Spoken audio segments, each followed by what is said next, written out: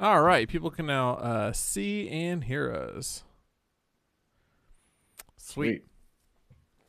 Sweet. Hold on, John, say something. I'm saying something right now. Okay, there it goes. For some reason, my headphones, I was like, one of them went off for a second, but I think it was just a loose connection, so I think I'm good now. Gotcha. All right, give me a sec. Sorry, I forgot to set up my usual windows. We got plenty of time because nobody will be watching tonight. Yeah, everyone's in Colorado. Fucking, our listener base took a group vacation without us. I think we were technically invited. Oh, we were? Oh, shit. I mean, yeah, I think if you could see them discussing it, I think we were totally allowed to just be like, oh, yeah, we'll come too. Oh. Yeah. Whoops. Yeah, you shouldn't have accepted that jury duty, Johnny. Man, I shouldn't have had really fucked had up. a good 5 years ago.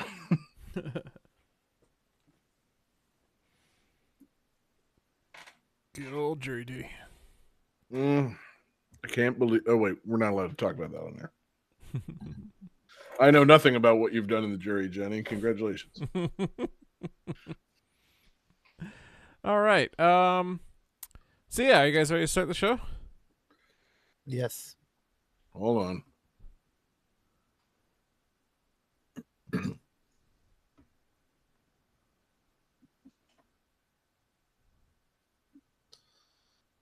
Discourse. Now I'm not getting Jesse either. Huh. How about now? Yep. Nope. Johnny, gesticulate your arms a little bit. Whoa. Okay, yeah, you're coming through. I'm not getting Jesse's image at all, and I'm getting a frozen image for myself. It's all good. I mean, I can hear you guys, but I like us to be seen and heard. Yeah. So, I can see and hear both of you guys just fine on my end. Yeah, That's you both look great. good. Okay, well, it's gonna be a weird one for me. I'm just got some weird mental disconnect. All right, you guys ready for a countdown?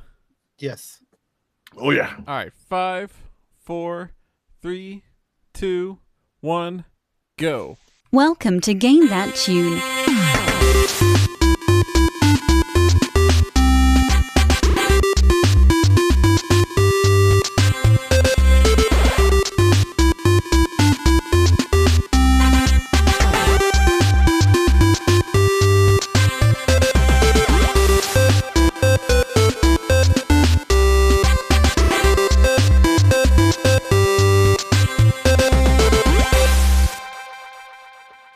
Oh yeah, what is going on, everybody? It's Game That Tune back in the house once again. It's your boy John Harrington here. We've got John Regan with us. Say hey. Hey. And we've got Jesse Moore. Say hey. Hey. There he is. And in an unusual twist of fate, we have no David this week, and we have nothing planned to replace the king of the show for this week's show. This is we're in uncharted territory here, guys. 334 episodes into the show, and we've lost our king. Wait, I imagine he'll turn up at some point. I was gonna say this is just a throwback episode, right? We're going episode 1 style tonight. All the way back to episode 1. You're right. Oh man, the show's coming full circle. This is the final episode of Game That Tune. No, it's ending at long last. We've lost David again, and we are better for having lost him. No, it's just a David-free episode of Game That Tune. It's your boy John Harrington. I already said that, and it's just going to be like every other episode of Game That Tune. Maybe I'll take it back to episode 1 in terms of how bad I am at podcasting. I'll just fumble a little bit more, and it'll be good. It'll be good. We'll make it work. But what we're going to do is listen to video game tunes. We've each brought 3 songs from a game. We try to guess each other's games based on the songs, a little bit of trivia. We goof off and have a lot of fun. And the winner at the end of the night picks the theme for the next episode and gets to play a bonus tune. And our winner last week was me. And our episode last week was episode 333, all about the number 3. And somehow none of us last week brought a game from the Nintendo 3DS, one of our greatest systems. And so I decided that this week's episode should be all about the Nintendo 3DS. That's right. It's 3DS. It's a 3DS bonanza. All 3DS games on tonight's episode. Oops, all 3DS. Exactly. I mean, I'm trying to picture a scenario in which anybody ever said that. I don't imagine they did. Certainly not when the 3DS launched, and there was like no fanfare for it.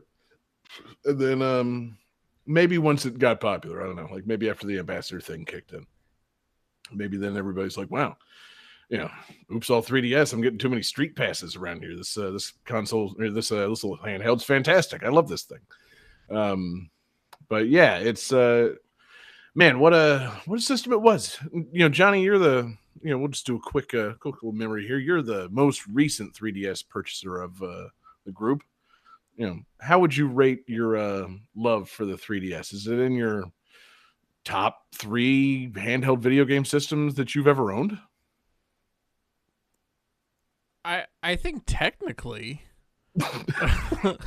Try to softball it in here, Johnny. Because I've owned a Game Boy. I never did own the Game Gear. I never owned a Game Boy Color. I never owned a Game Boy Advance. I did own a 3DS. God damn. Yes. So yeah, it's top 2 for sure. It's top 2. I thought I was lobbing it in there because you had Game Boy and Game Gear and then a 3DS. I didn't realize you never had a Game Gear. Nope. Wow. Okay, well, wow. So there you have it. Johnny says top 2 handheld systems of all time, the 3DS. I was hoping for a top 3 for the 3DS, but it surpassed it. Yeah, great little system. They just closed down the downloadable shop a few weeks ago, so I didn't take everyone's advice and go buy all the games that were never going to be available again. I guess I'm just a bad gaming historian, but maybe we'll feature one of those games on tonight's show. I'm not sure. What I am sure of is something else we didn't do last week. Guys, it was episode 333, and Jesse pointed out very early on in the episode that none of us brought a VGM threesome to our episode 333, all about threes. And I felt like that was just a terrible, terrible thing to have wasted that opportunity. So I'm going to make up for it tonight by starting things off with a Nintendo 3DS VGM threesome. VGM threesome. VGM threesome. VGM threesome. And I should clarify before Johnny starts playing the songs. For people that have forgotten what a VGM threesome is, it's one song from 3 different games. So we're starting things off with 3 different 3DS games. So Johnny, hit song 1 from game 1 of this fantastic threesome. Game 1. Uh-oh. Not getting it. Hold on. Game 1. Tuffy.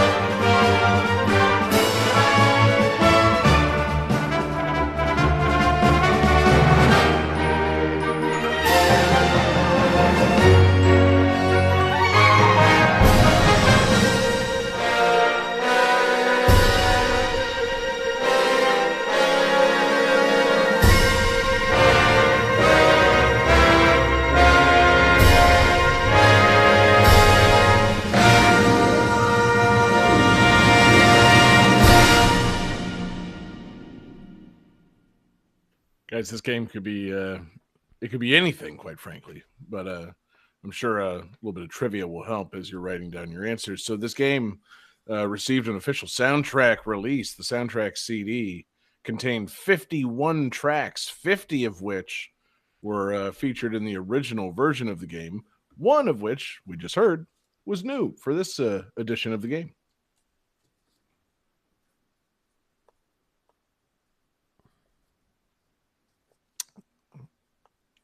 And since my my camera thing's not working, once Johnny holds the thing up, Jesse's going to have to read his answer aloud like a schmuck. Let's see. Johnny says Hyrule Warriors Calamity Sandwich. Sadly incorrect. Jesse, what's your answer? I said Super Smash Bros. For 3DS. Oh, man. Sadly incorrect. Oh.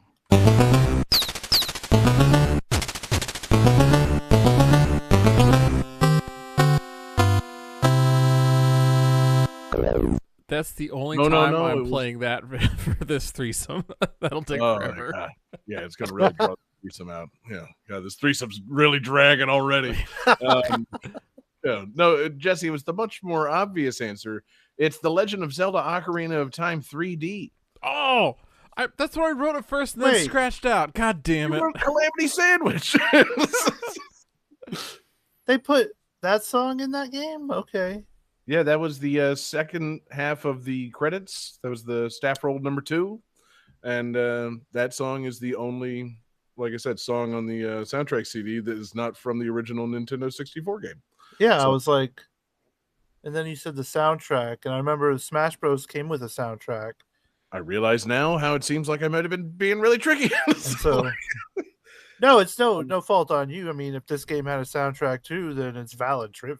No, but I mean, God, fucking Smash Bros. Really likes to talk about their soundtrack. So, the soundtrack hint really kind of points in Smash Bros. Direction. But no, yeah, it's Ocarina of Time 3D. Did you guys, Johnny, obviously you got this way late, so you probably, what, did you buy a 3DS in like 2018 or so? I imagine you own, 4 games for it? Yeah. Okay. I own one of the. I don't want you to tip your hand tonight. I don't want you to tip your hand too early and you reveal all the games that you're going to choose for the show. But, I'm guessing the Ocarina of Time 3D is not one that you bought. No, it is not. Have you ever played Ocarina of Time, Johnny? Yeah, that's one of the few Zelda games I have played. Yeah, I know. It's quite good. It is, yes. Thank you. Put that on the box the next time they re-release this. Quite good. Quite good. Yeah. Fucking IGN says 10 out of 10 in 1998. John Regan says quite good in 2023. Yeah, it's a fun little 3D port. I like the updates. Jesse, did you play 3D Ocarina of Time? Oh yeah, I had to buy this game. This game rules. Yeah, exactly. Because it's Ocarina of Time, and it's not like they just ported it up. They actually made everything look nice. Yeah, and great on that system. yeah, it really did. This was one of the things that once the Switch became a thing, and it was the writing was kind of on the wall for the 3DS getting new stuff. I was like, hey, can they take 3DS games and port them up to Switch?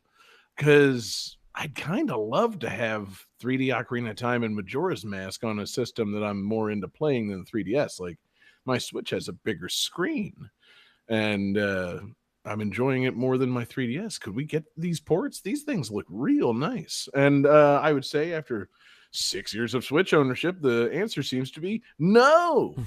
They don't seem to be able to do that.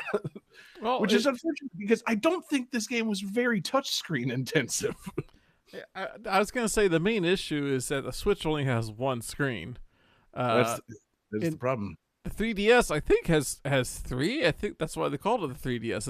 Is that correct? It's actually, Johnny, technically 3DS has 6 screens. It's a 3 dual screen setup. See a double here. Yeah. 6 3DSs. 6 links. Yeah. But yeah, no, I just got it. It looks so nice, man. And it played pretty good. Obviously, it had its little little challenges to playing on the original 3DS setup, since it had that weird circle pad and no directional camera stick when the thing first came out. I honestly don't remember how they got around that. probably just a lot of turning and tapping L to put the camera on your back. But Yep. You zoomed in with Z, right? Z was how you targeted things. Z targeting, if I remember this right. that was Nintendo 64, yes. So what's the answer on 3DS where there is no Z? Oh, when you said original, I thought you meant like original 64. No. Yeah, just a reminder, Johnny, the theme of tonight's show is 3DS games. I won't be making too many references to the Nintendo 64 version. I'm mostly talking about the 3DS version. But yeah, I don't know. I really enjoyed the port. I never did play the Majora's Mask port, but it also looked really cool. And just kind of wish Nintendo could find a way to get these going on some other system, because remaking the graphics like this and having everything look way nicer than Nintendo 64, like having the characters not have dead eyes just makes like such a difference. Like Link doesn't look like a fucking just knob. He fucking has like an expressive face. His nose isn't quite so pointy and sharp, and his eyes aren't just constantly centered. And it's it looks so nice. They should find a way. Make like they made that Super Mario 3D All Stars a couple of years ago. Can they make a Legend of Zelda 3D All Stars? I think it'd be pretty good. Fucking give me HD ports of Ocarina of Time, Majora's Mask, Wind Waker, Twilight Princess, all of which have had HD ports before. Put them all in a compilation, sell it to me for $40. I'm a fucking mark for that kind of stuff. But I digress. Not an excellent start to this threesome. Maybe we can right the ship with this next game. Game 2. Of this threesome.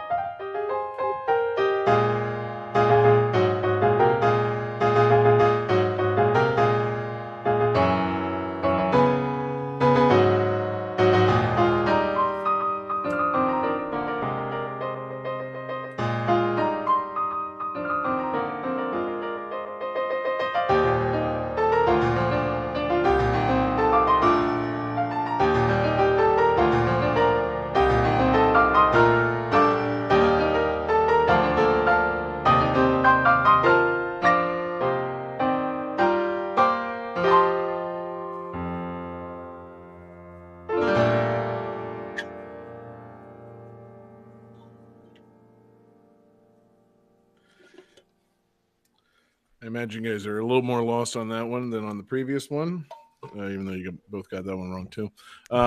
So this game received a soundtrack CD release as part of the promotional the Club Nintendo thing in Japan. Platinum members could receive this as a Club Nintendo reward, and it features music pulled directly from the game.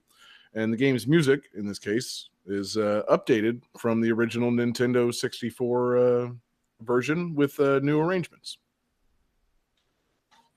All right, I got an answer. Well, Jesse, what'd you say, buddy? He's still writing. Majora's Mask. Jesse says Majora's Mask 3D. Sadly incorrect. Johnny is correct with Star Fox 64 3D. I recognize that melody from the credits music. Yeah, dude. Okay. That was also the second half of the staff roll.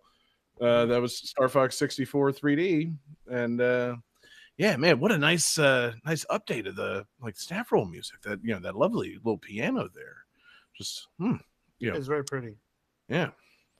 It's nice, totally, but I like the original's big orchestral build up, and all that. I do too. I probably should have played the first half of the staff roll. The Star Fox 64 credits, which I've seen numerous times, simply never got old to me. I love that shit, man. The after you leave General Pepper with the bill and fucking run out, and then Star Fox and the gang are running, and the Great Fox is taking off in the background. Shit's just too cool. Mm-hmm. Big orchestral swell to the Great Fox picking you guys up and taking you off on the next mission, and then you leave General Pepper going, what? It's man, that's the good shit. But I do like these 3D version updates. Nice sound and soundtrack for another Nintendo 64 port that launched pretty early on the 3DS that I didn't play. I feel like I should have, though, because seems like this would have been a really great way to play Star Fox 64. Yeah, if I hadn't played it 500 times on the Nintendo 64. No, this would have been another 100 at least. Like it was good. It was pretty. Right. It played well, and like you could play Star Fox 64 on the go. Yeah, that's good shit. I mean, I feel like the 3D. And I'm not making not trying to, no pun intended here, but playing in the 3DS would really add a literal another dimension to the game, like an on-rail shooter with a 3D enabled system. Just makes sense. Like things kind of move and they zoom and shrink and grow, and you can see things off in the distance. You can change the focus of your eyes and shit. Like it just makes sense. I kind of regret not having played it. Did they add any new features to this port? Oh, I don't know. Oh, I mean, besides 3D, obviously. Besides it being mobile and portable, and yes, online enabled multiplayer. Oh, that's cool. Ooh. Yeah. I believe Jesse, you refresh my memory. Was this one of the early ones where you could snap a picture of your face with the fucking 3DS and have that as your little icon online when you're battling people? Oh man, I wouldn't be feel surprised. like they were doing shit like that. They had face raiders. Yeah, Nintendo loved the weird little features of their, using all the features of these fucking systems. The face raiders, the AR games, all that shit. Man, I just realized fucking an AR Star Fox 64 game would have been really cool. Yeah. Look around your room. Yeah, look around your room and have little Star Fox things flying around, and they can bump into your bookshelves and shit. It'd be kind of fun. I'm not sure how it would work, but I'd enjoy it. Yeah. I just think it's funny that they launched the system with not GameCube ports, not Wii ports, but Nintendo 64 ports. I'm like, I think it gave me some kind of hope that 3DS was going to be just the system of infinite ports. Damn, they're going back and pulling Nintendo 64 games, updating the graphics and fucking putting them in 3D. Hell yeah, okay, cool. That they have so many games they could do that too. They kind of stopped doing that for a while. So it's fine, but man, it also just makes me want a new Star Fox. It's been too long, guys.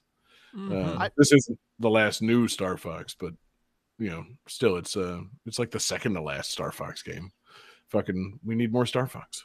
I would like to say that with the success of the Mario movie, I feel like maybe like a cool like Star Fox like series or Ooh, yeah. movie would be really good. Just do Yep. like 10 episodes of like an anime of Star Fox. Like Mhm. that would be so fucking rad. Yeah, Or I mean, even didn't just they a do- movie. So I recall they did a promotional thing with puppets for like Star Fox Zero. Obviously they don't need to make a fucking Thunderbird style Star Fox puppet show. I mean, I would be on I'd board. watch it. But But didn't they also make like a fucking like some kind of proof of concept animation for Star Fox like in the last few years, and it fucking looked awesome? Like, I feel like just more it's Star all there. Fox. Star Fox series on some streaming service that will let you do an interactive element where it will prompt you to make a decision, and then you get to go down branching paths of the series like you would in the game. Wow. That'd be cool. I mean, Johnny, that's interesting. How many times are you envisioning having to make these decisions? Like multiple times per episode, or just once? Like Probably at a certain, probably once like, at a part- certain point per episode, like halfway through. Like you decide, are you going to fly under the things and open up the Mhm. alternate path to the alternate boss, or are you going to just go straight? What are you going to do? Right. Slippy Yeah, remembered that. it wouldn't be quite as emergent as fucking like actually playing Star Fox 64. Like it would be, because in that game you kind of have to discover the secrets. It wouldn't just prompt you to discover the secrets. So yeah, Yeah. it'd Are you be just- it'd be interesting. So you're on a Star Fox Telltale game. It's Yeah, like, you make God. decisions. It's like Falco will remember that. Mm-hmm. Yeah, But it's but a TV series. It's not even a game. yeah, I want to play it on my TV with like my TV remote. Mhm. Yeah. Good idea. Yeah, any kind of new Star Fox content would be appreciated. So that said, let's close out this 3DS threesome with one last awesome gaming song. Game 3.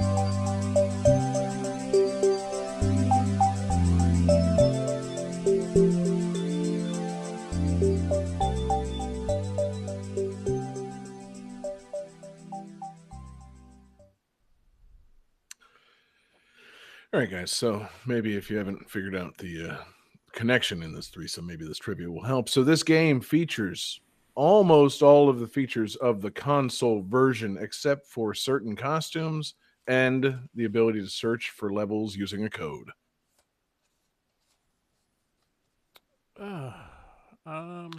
It just pissed your brain off, didn't it, Johnny? Yeah. Yeah. I was using a code. Mm-hmm. I think that fixed it. Yeah. Oh God, I don't know. Inactivated Jesse. I wrote drawing of a penis 3D. Ah, okay. Oh, And wow. Jesse? I said Mario Maker 3DS. That is absolutely correct. Oh yeah. They use the Super Smash Brothers naming convention for this one. This is Super Mario Maker for Nintendo 3DS. Yes, that is the official title. Just rolls off the tongue. It sure does. Who says you need snappy titles? The Super Mario Maker 4 I guess it's not for the Nintendo 3DS. It's for Nintendo 3DS. Much like Super Smash Brothers for Nintendo 3DS and Super Smash Brothers for Wii U. Super Mario Maker. A port of the game Super Mario Maker, which is not called Super Mario Maker for Wii U because you don't need to clarify such things. Frankly, Super Smash Brothers for Wii U, you don't need to clarify because it comes in a big box that says Wii U and you put it into the system. Like, which do I put this in? God. Kind of the same thing with Super Mario Maker for the Nintendo 3DS. It's not a Wii U disc. You get a little cartridge and you put it in your 3DS and you play it. Mom, if someone buys it and gets upset, that's their problem. Like it's got to be like grandma mode. Like you're making it easy on parents so they don't accidentally get the wrong thing on Christmas or something. Like it's I don't know, silly, but that's Nintendo for you. So man, wow, guys, Johnny, you mentioned we're going back to episode 1 here. It's a full wraparound, baby. It's we're back on episode 1. We had Super Mario Maker on the show originally, and now we got fucking Super Mario Maker for 3DS. The show is over. Johnny at the couch and computer. Game That Tune has ended. What a life it's been. Calculate. No. Super Mario Maker's cool. I didn't play the 3DS version though. It seems odd that you can fucking that they would take away 2 pretty big features of Super Mario Maker for Wii U. So they took away costumes, like the kind of the whole point of like amiibos in the Wii U version. You could tap an amiibo and it would put a different character costume inside a block, and so you could like be playing a Mario level but hit a thing and a mysterious mushroom comes out and it turns you into Link. Or it turns you into any fucking amiibo character. Like it was really fucking crazy. You got little 8-bit versions of all the amiibos. That's not in this, even though the 3DS had amiibo functionality. I think. Yes. The newer ones did. And then, so they got rid of that, and then they got rid of searching for levels using a code, which seems to be the whole point of making and sharing Mario Maker levels with your friends. Is like, hey, here's my code. Here's my level, check it out, play it. Can't do that, apparently. I'm not sure how you share levels in this game. What's the point? Yeah, like, what is the point of making a Mario level, or, where do you get your levels if you don't search for them by code? Like, I don't know. You just got to go on there and just hope that Nintendo offers you a good one. Because, when I was playing Mario Maker on Wii U, it's like, if I took the suggestions, all I'm getting is like Kaizo Mario courses and shit that's impossible. I want to play actual fun courses. I hate that shit. Yes, I do too. But Super Mario Maker is cool. And Kaizo Mario has its place, but it's not my place. Yeah, up its own ass. Oh, take that. Hot take. Yeah. All right, David's here. Yeah. But Super Mario Maker is cool, and porting it to the 3DS seems like a fun idea. But I don't know, the taking away like 2 of the coolest things about the original game, not a great idea. And that's all I really have to say about that. Because this threesome model that I'm going with is this is supposed to be our short show because David's not here, but. God, the 3DS threesome made this opening segment run long. So let's hope we can get things back on track with fucking Jesse's games. Oh, or Jesse's game, I should say. So about that, I was like, you know what? We didn't do a VGM threesome last week. So I decided to do a VGM threesome as well. VGM threesome. VGM threesome. VGM threesome. Awesome. Game 1.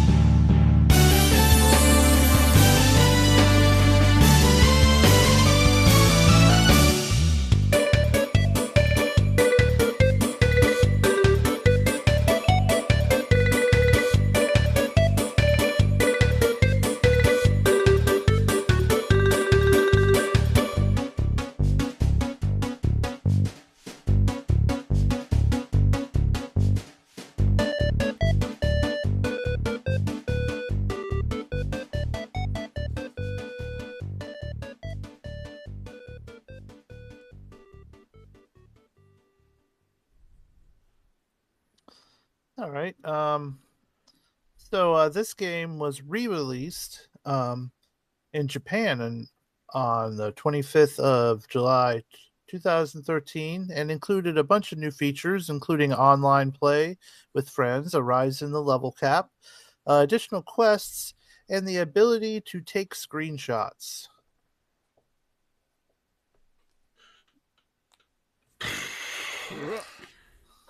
All right.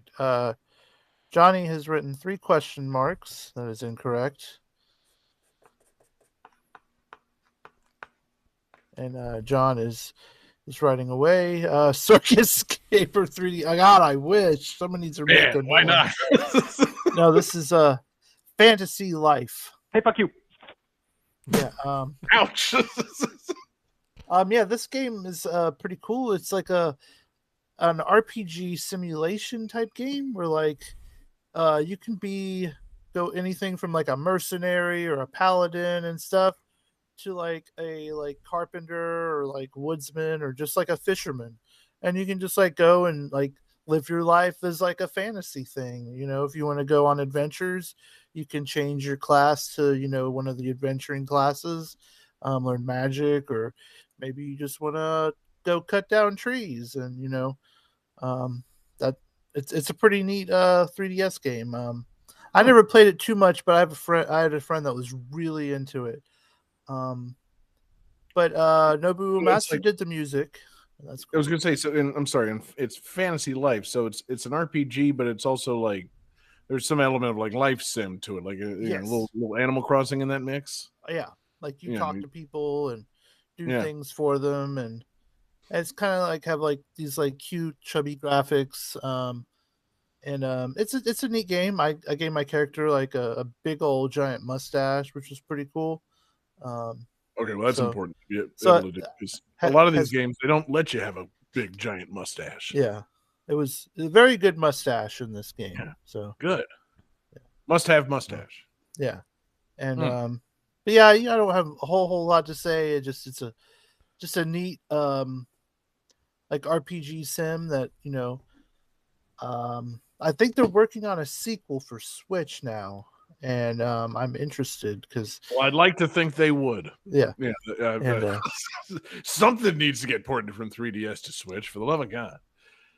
If not the Nintendo games, why not this? Yeah. Because I'd like to be able to play a game on my Switch that gives me a big mustache. I don't know if you guys know this about me, but I can't really grow a mustache. It's fucking pathetic. Oh, that sucks. Being able to play a game that gives me a big mustache sounds good. That would be quite the fantasy life. Yes, that's my fantasy life. Is that one of the jobs? Mustache, yeah, happy mustache. man. Mustache. Yeah, just is there a hirsute class? Yeah. Fucking God, you know, is there a slider for how swarthy you are when you're making your character? No, but you can make yourself pretty fat, which is cool. Well, good. All yeah, right. Talking about my fantasy. Yeah. So I made myself a fat fisherman with a giant mustache. See, but it's my fantasy, Jesse. So, like, I'd want to be vaguely fat. Like, you know, it's got to be the strong kind of fat. There's a scale. You can be just like barrel chested. Yeah, that's what I'm talking about. Barrel chested, fucking pencil thin Vince McMahon mustache. Oh no, yeah.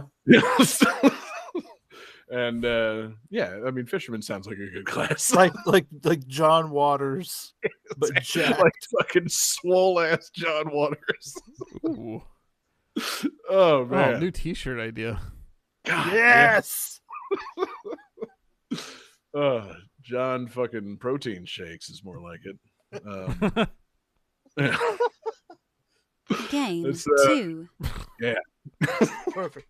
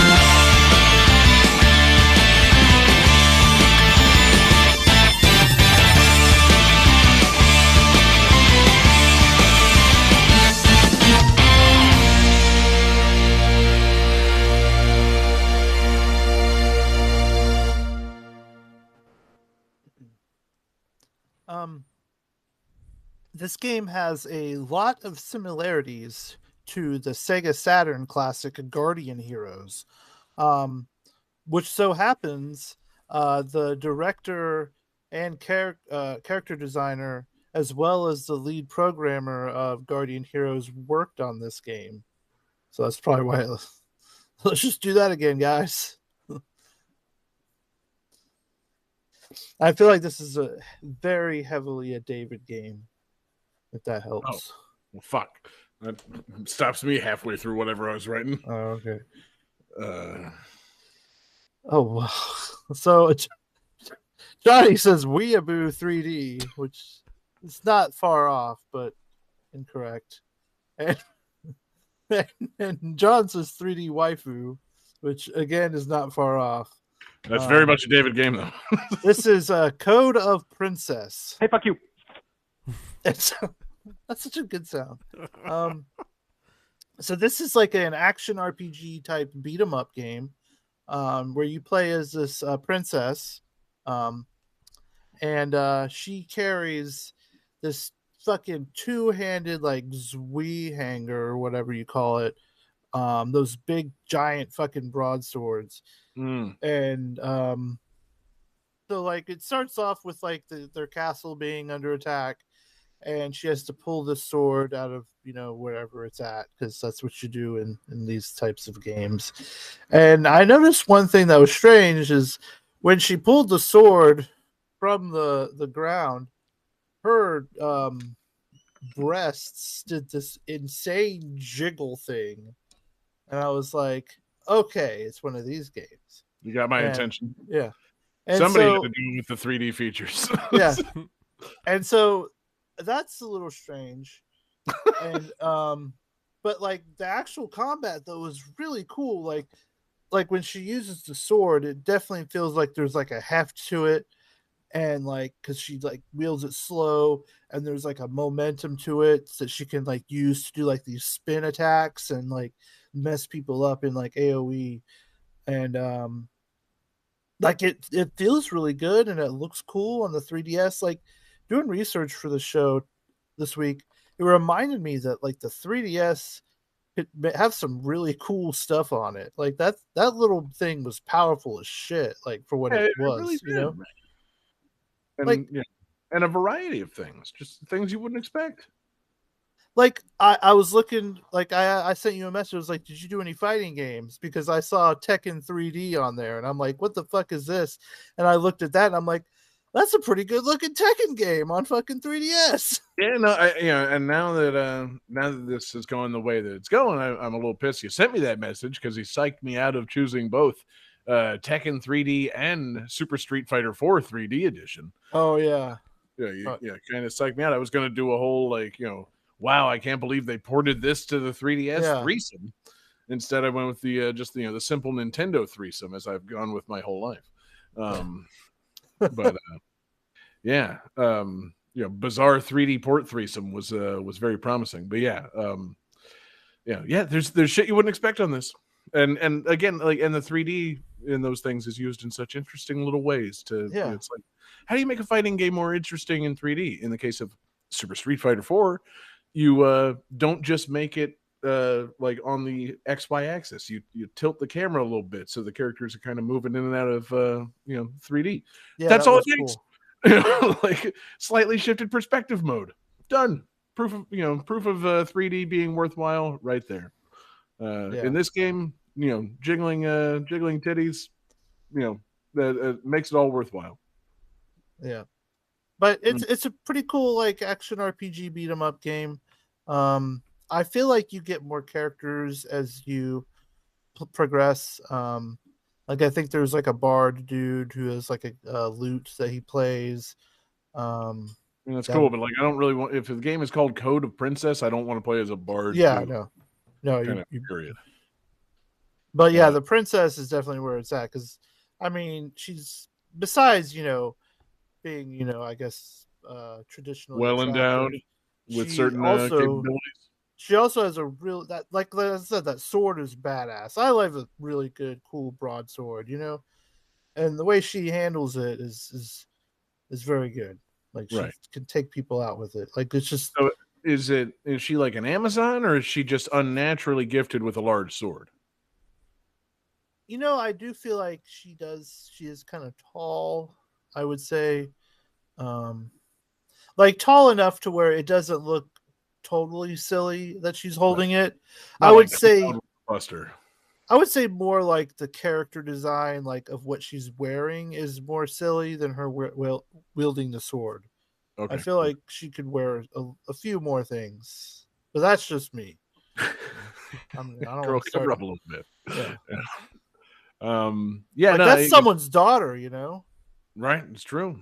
Yeah, the king's daughter. Yeah, Yeah, but I mean, I'm down with Amazons. I'm down with Valkyries. I'm down with large women in general. And yeah, you throw a big broadsword in the mix. Super down. Yeah. So, Oh, so wait. Jesse, then Have you guys been saying broadswords this whole time? I thought you were saying bra swords, like a sword made out of a giant bra of some type. no, God, Johnny, come on, How- man. How It's a could we broadsword, a sword wielded by a woman. by broad. Oh no! You went the other way. Yeah, jeez, we're being reductive here. This broad with the sword. Yeah. Hickory man. dickory dock. Told a princess can suck my. Can we get the Dice Man on the show yet? Yeah. Yeah, he does Get the prestigious stuff now. Yeah, how much? I mean, can we get a fucking 90-minute cameo from the Dice Man? 90-minute cameo. It can't be that fucking expensive. Oh, Game God. 3. Perfect.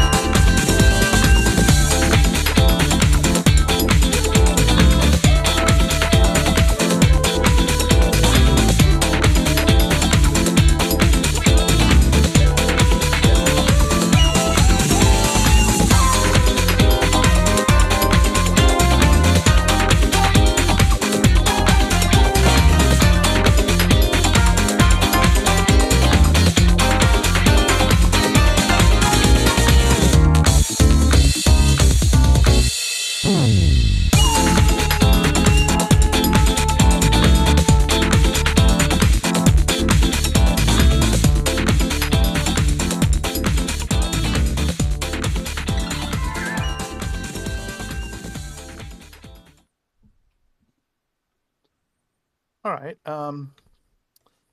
So the sequel, which is this game, improved on the original by enhancing breast physics and clothing destruction and introducing the first playable male character. Oh no.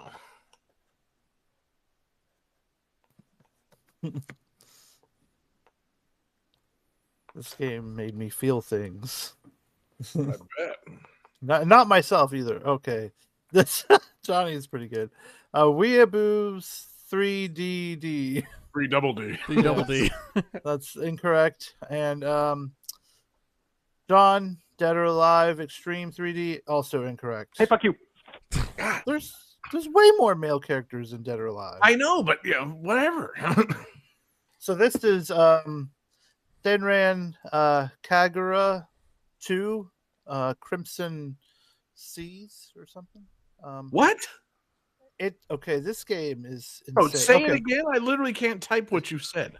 Yeah, you can't type or something into the thing. let me get the full title because we need to talk about this game. Is it the ridiculous. sequel or the original? Yeah, that's the sequel. Deep Crimson. There you go. Okay. Senran Kagero 2 Deep Crimson. So, okay, I'm gonna list I some literally things, didn't get any of that the first time. and you tell me if you like the following things. Do you like ninjas? Yes. Yes. Do you like beat 'em ups? Yes. Yeah. Do you like boobs? Most times. Yeah. Well, yes. I'll broadly, yes. I'll say yes. So this game has all of those things. It is about these ninja clans that are all like women with breasts, and like their breasts are Weapons? They actually use like real ninja Well, I say real ninja weapons, and then I remember there's also a character that has a fucking chain gun, and so that doesn't seem very ninja like, but she's definitely a character. But like these breasts are different than like real breasts. Like they are like something like I'm serious. Like I played like 20 minutes of this thing, and half of it was just me processing what was happening to like just to think of what kind of like physical ailment, maybe they were just tumors or something, because the way these things were moving all around, like I'm making movements for the podcast listeners with my hands that look like they're going all over the place. It's like they're trying to escape all the time. Okay. And so there's that. When the enemies are typically other women ninjas, and whenever you hurt them, the more you hurt them, the more their clothes get removed. And you never see them naked. They go down to like their bathing suits or underwear, depending on what mood they're in. Because some of them have like a one-piece bathing suit, and some have like bikinis and stuff. Sometimes you can just shed your own clothing to like get yourself a power boost, and it increases your damage output, but you also take more damage. But it's weird. Like, yeah, okay. I'm looking at a GIF now of it, and yeah, the breasts are really moving in unnatural ways, and all this woman's doing is casting like a spell. Yeah, like, and she seems to like morph out of her normal clothes into a bikini and then back into schoolgirl clothes. All the while, the breasts are just like gesticulating and rotating, like, and it's like odd. It's troubling. That's what it is. Like, I don't want to be TMI, but like, and maybe this is just me because I'm, just some terrible, beta cuck, but like, I don't know that my wife's breasts have ever moved in this way. Like, these are not natural ways for breasts to move when all someone's doing is standing there. It's, Was this game released outside of Japan? Like this? Yes, this came to the United States. Wow. And like, it's weird because like the breasts move in like wave motions and shit. It's like, it's weird. It's like it's like they have a bunch of like water balloons strapped to them or something. Yeah, but like there's also like an invisible pool of water under the breasts, causing them to be subjected to like the moon and the tides. Like it's the breasts are moving real weird here. You know what? It's like the first thing I thought of is The Simpsons Homer's triple bypass episode, the jiggle test. That's all I can think of. It's basically that though. Just two of those. There's two Homers right on there.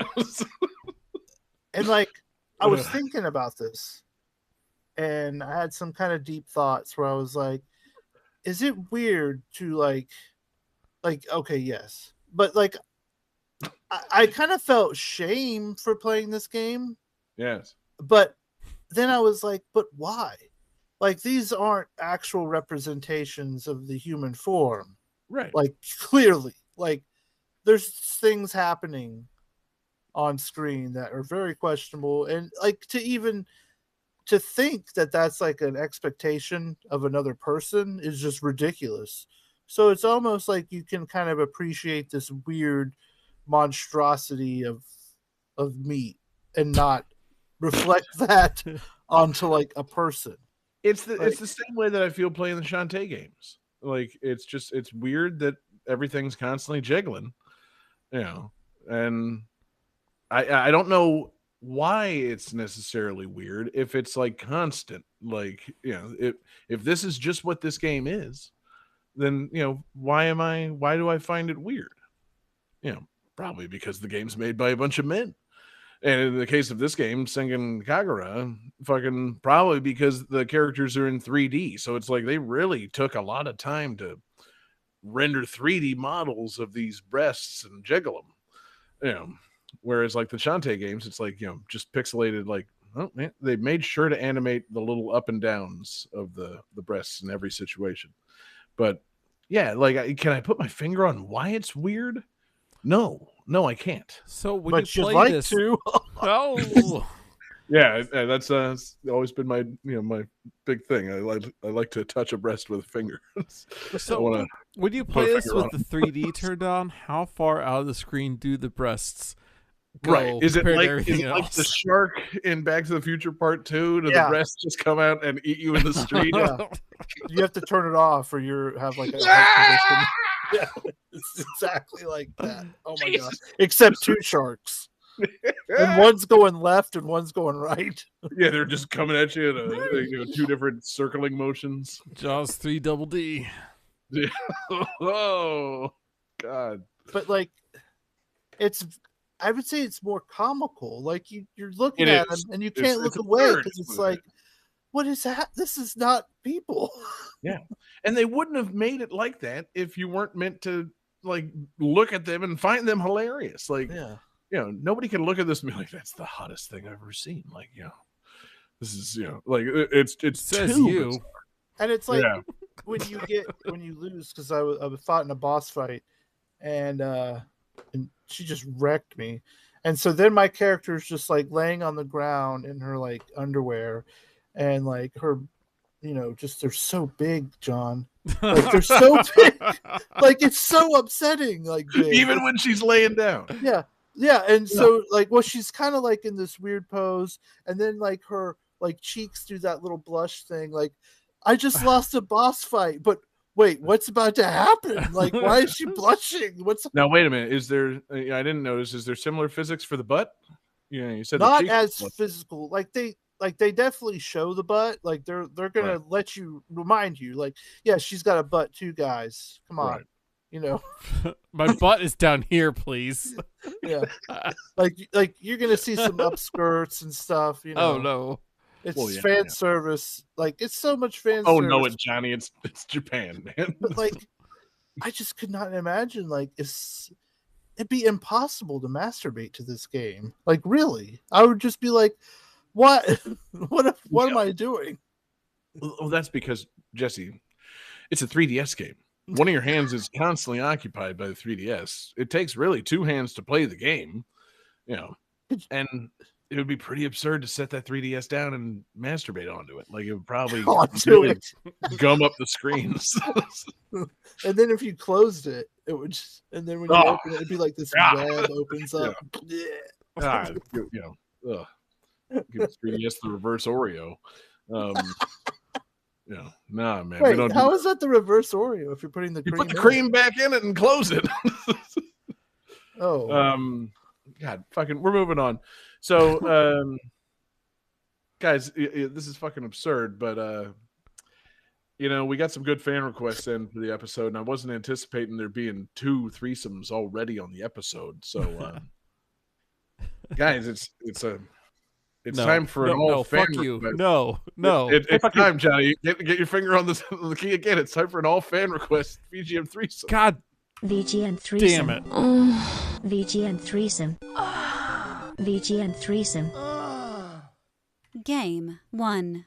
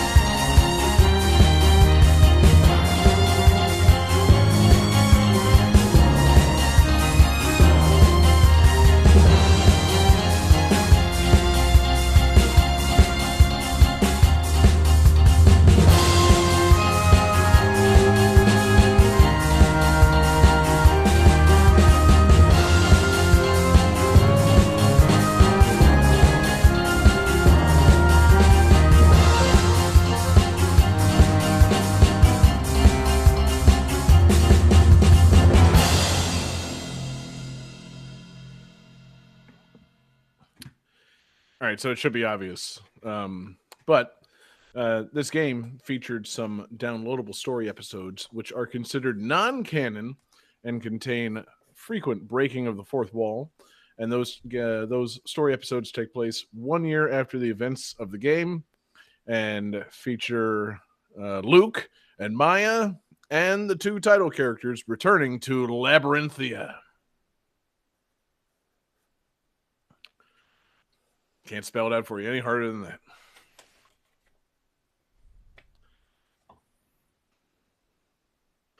Yes, Johnny.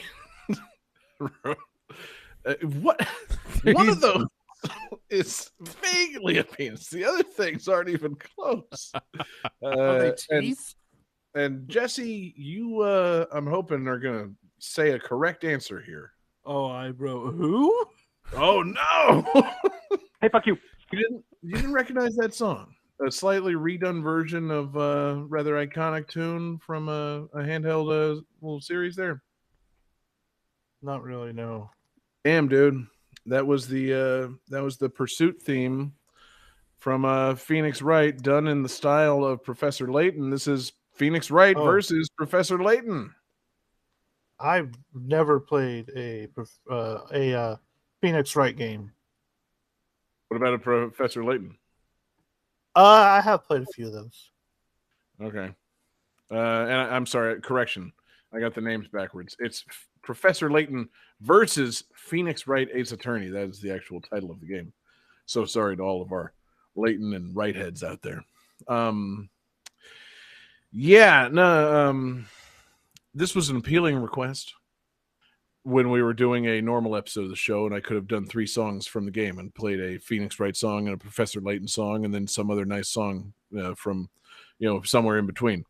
But it kind of falls apart on a threesome because, there's no way to really convey everything in just one song unless you choose an iconic song from Phoenix Wright done in a new style, like, say, in Professor Layton game.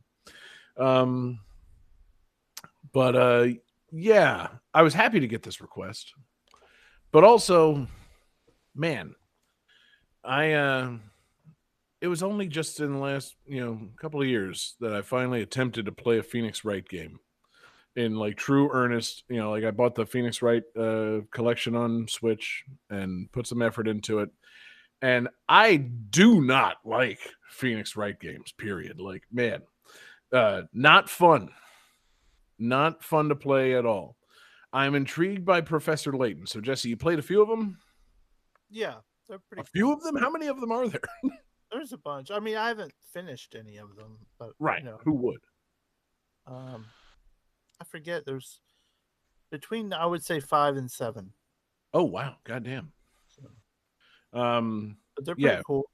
They seem cool because they seem really kind of, I don't know. They seem to have a charm to them. They're like folksy, and you play as a guy wearing a big top hat. Yeah, he goes around solving mysteries and stuff, and in order to like get evidence, or not evidence, but clues and stuff for the mysteries, you have to do like mini games and logic puzzles and stuff. Solving puzzles. That sounds so much more fun than the Phoenix Wright games. Oh yeah, by far. Because the Phoenix Wright games are like point and click games where you just click on things and it's like, oh look, bloody scrap of something here. I'll make a note of that. And then when you've got the fucking person in the courtroom and you're trying to present the evidence, it's like, I couldn't have possibly done it. It's like, well, I have the evidence to refute you. There was fucking, blood in your fingerprints all over the place. And you present that, but you didn't present it during like the right sentence of dialogue. And the game's like, hey, game over. You fucked up. It's like, it's so frustrating to play those games. Like, you got to poke a hole in this statement, but it's never with the piece of evidence that you think. And yes, you can get a game over and have to start a fucking like case over. So fuck that. But they're appealing to me because of the story and the absurd characters. And the Professor Layton games are appealing to me because of the puzzles and the top hat and the general just like cartoonish whimsy. But no, I didn't play Phoenix Wright versus Professor Layton. There's a really good animation, a fan animation of Professor Layton called Professor Layton and the Malignant Tumor. and it's pretty hilarious. I just got to say. Okay. And you find out what's under his hat. Oh, it's a Mulligan tumor. Yes. Is it like a Ratatouille situation? Not necessarily, no, but it's pretty funny. Sorry, a more contemporary reference for Everything Everywhere fans. Is it a Ratatouille situation? Oh. Yeah. I'll have to watch that. Drop a link in the chat or something.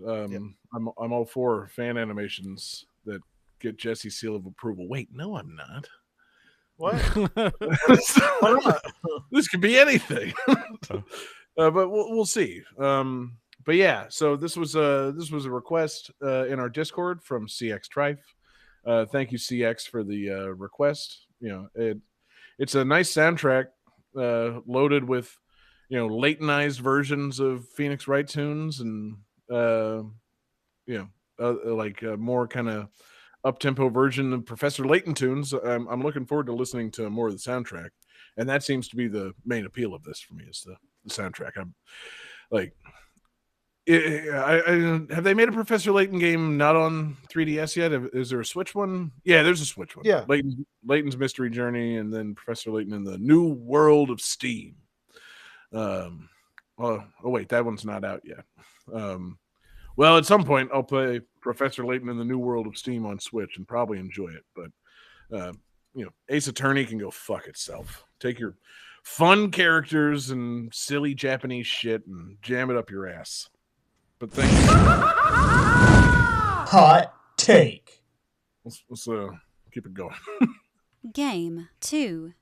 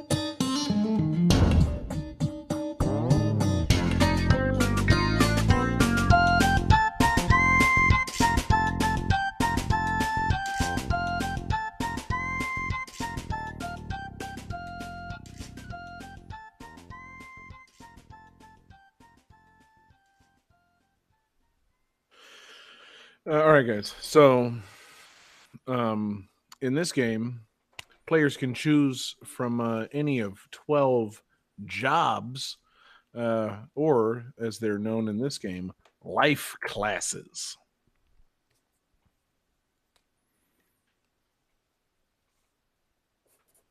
And as a bonus hint, as Johnny is done writing his answer, this game was already on the show tonight.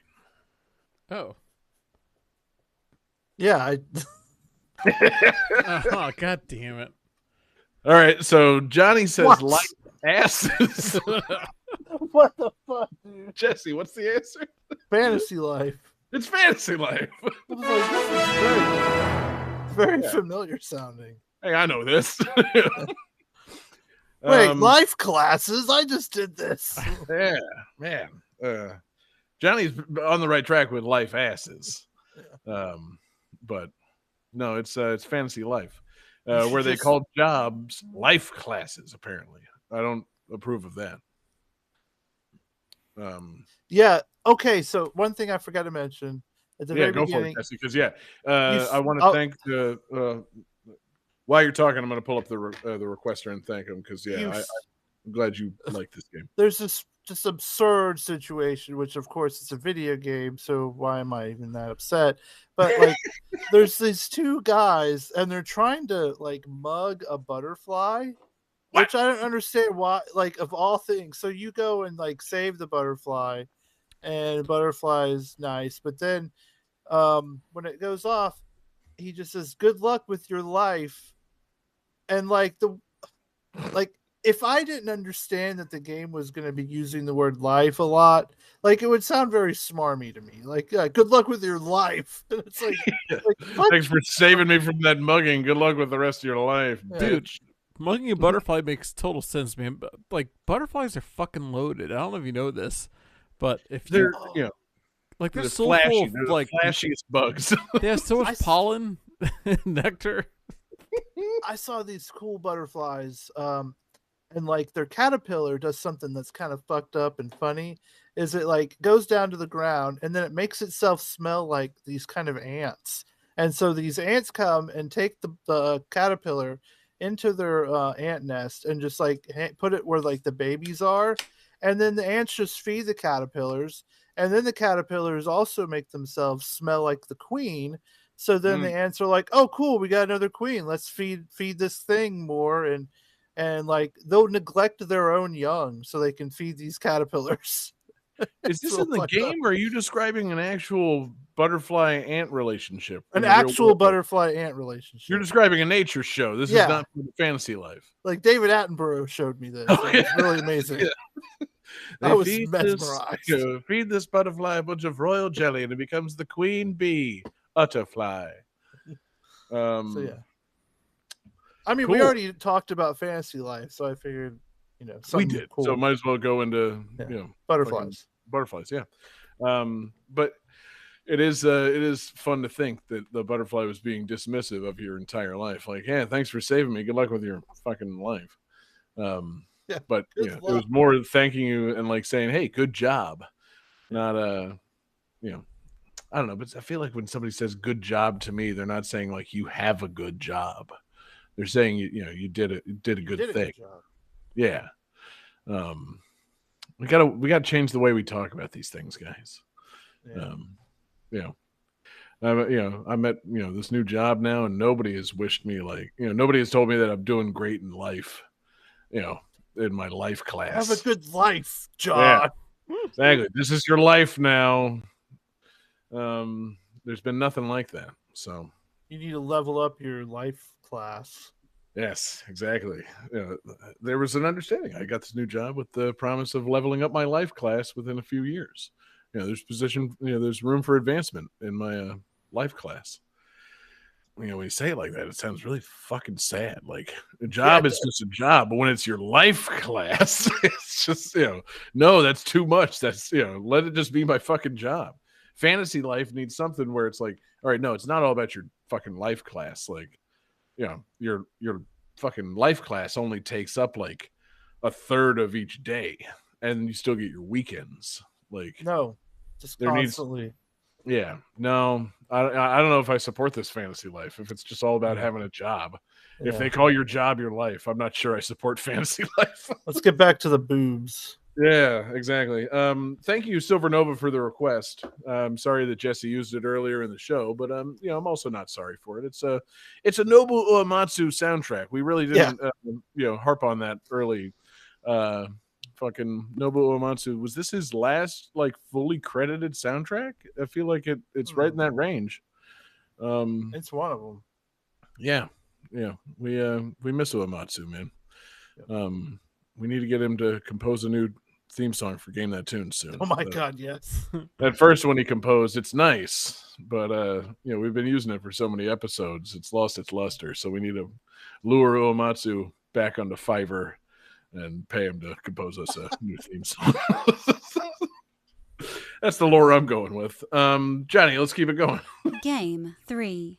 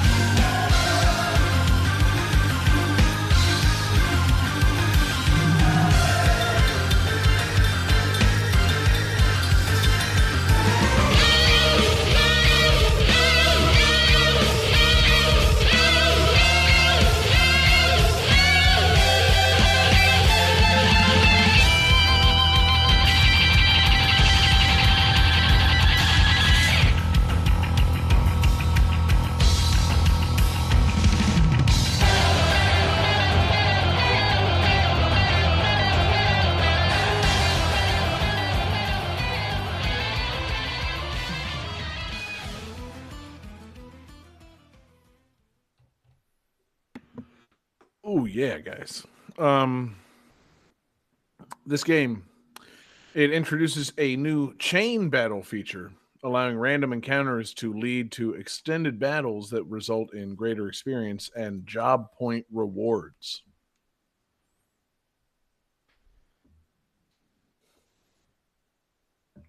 As somebody that's been playing Octopath Traveler 2 lately, that sounds kind of intriguing, kind of into it. But it's not Octopath Traveler or Octopath Traveler 2. Neither of those came out on the 3DS. So Yet. Johnny has gone the right path and written Life Asses 3D. Sadly incorrect. Jesse, what's the answer? Persona Q. No. Oh, Damn, no. It's Bravely Second in Blair. oh, Yeah. I've heard of that. You should have heard of it. You know, guys, the fan request, when I announced that it's the fan request up front, it's a good opportunity to make up some points because they're all listed in our Discord. Join our Discord. Check the show notes. That would be cheating, John. Yes. Yes, it would. The show has been pro wrestling for so many years, Jesse. If you don't think that fucking David and or me, mostly David, Googles something from every answer that we get right, you're just well, Googling is fine. You're a mark. But just having the fucking answers listed, that's different. Yes, it's guys, the easiest way to get the right answer. But some people don't know how to Google. And Johnny's been checking the metadata for years. Yeah, some people worse. don't know how to delete their tags. Seriously, like, you know, peek behind the curtain. Like we download these songs, and you know, David will change the file name to say David Song 1, but then he'll leave all this fucking, like, you know, heroic battle master quest fucking Link's theme shit in there, and Johnny's like, oh, well, it's probably Persona Q. John, you're the only one that ever actually deletes. Like, Jesse never deletes tags. Jesse will sometimes edit them. Jesse will fuck with me every once in a while. I'll put fake answers in there. Yeah, fake answers are the best. That's hilarious when that happens. Yeah. No, I straight up clear my shit, man. I'm not just feeding Johnny correct answers. Like, no, absolutely not. Just like I didn't do it with this song from Bravely Second, End Lair. A terrible name for a game. Yeah, it's all over the place. It's just like they threw a bunch of words at it. Mm-hmm. I know that, you know, I know those words, but that game title makes no sense. It's an RPG for the 3DS. It's published by Square Enix in Japan and Nintendo in America. And from what I'm seeing of it, it looks a lot like Octopath Traveler. Except maybe it's not Octopath Traveler. Maybe there's not 8 paths and 8 characters. It seems that you're able in this game, instead of having 8 jobs, to have 30 jobs. So in some ways, it's superior to Octopath Traveler. In other ways, it's inferior. Other ways, such as being on the 3DS instead of the Switch. I am intrigued by this game, though. Like, Jesse, did you play Bravely Default or Bravely Second? I played the first one a little bit. It was pretty good. Have you been playing Octopath Traveler at all? I haven't been able to buy it yet, so. Damn, son. We're going to need people to go on Patreon. I know it's not on Game Pass yet, but you know, just throw some more money at it, and I will throw Jesse a copy of Octopath Traveler 2, because I think the game's right up your alley, Jesse. Let me ask you something. I played the demo and I loved it. Yeah, how do you feel about JRPGs? Yeah, I love them.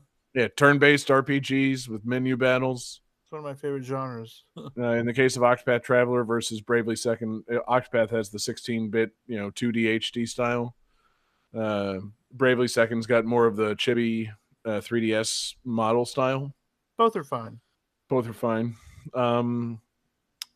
Yeah, it seems like just really good, RPG menu battles. I was looking at the, little clips and videos of Bravely Second, and it's like, you got your 4-party characters. The bottom screen on the 3DS is showing you like what status ailments they're suffering from versus like what, their attacks are going to do to the next guy. Top screen showing pretty good animations. Really seems a lot like Octopath Traveler. Like you earn brave points in battle that allow you to unleash like multiple attacks in one turn as you kind of go on in the battle. I'm not sure if this game has the break system like Octopath Traveler has. Octopath has the elemental and the weapon weaknesses, and you can break the enemies and then do extra damage when they're broken. But you definitely build up like extra points that allow you to do extra attacks, and you earn job points from battles to level up your different job classes.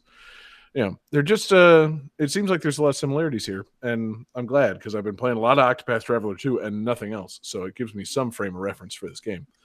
I'd be I hate to keep harping on our 3DS episode, like please bring these things off the 3DS, but like I kind of want to play this not on a 3DS. Like this game seems fun, and if it's like Octopath Traveler but less less branching and wild and 8 stories than Octopath. If it's more like one story but you choose 30 different jobs and mix and match, I'm cool with that. Is Bravely Second on the Switch? Not that I'm aware of. I thought that one. It's a 3DS exclusive. There was one that came out recently. I thought that was on Switch. Bravely Default's a 3DS exclusive. Fucking okay. Bravely Second, yeah. I don't know. I'd have to. I'm not sure that this is that much of a series. I think there's only the 2 games. So. Huh. Oh wait, there's Bravely Default 2. Excuse me, hold on. That came out on the Switch. Yes, there we go. There you go. I'm sorry. Yeah, so Bravely Default 2 out on the Switch. There you go. Published by Square Enix in Japan and Nintendo in America. Okay. I heard that one's pretty good too.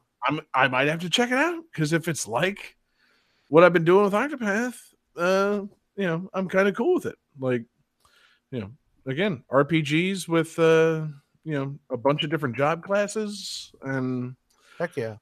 Yeah, I'm super into it, and based on how much I've been enjoying Octopath 2, I might have a continuing itch for this afterward. Will I have the time to play it once Tears of the Kingdom comes out? Nope.